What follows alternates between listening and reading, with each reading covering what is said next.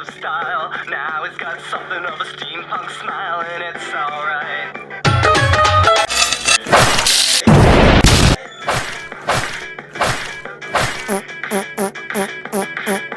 Sally got a dagger hung from her septum. O'Malley cut his ears off for wishes that he kept them, and it's alright.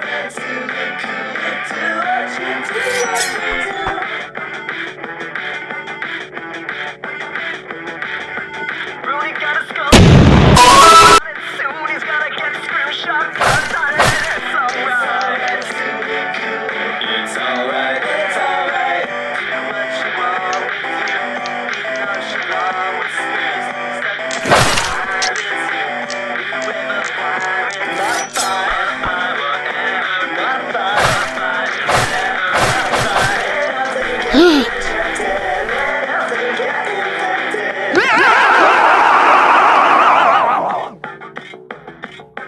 Mason got Frankenstein stitches installed adjacent to her eyes, cause she wants to look mauled. It's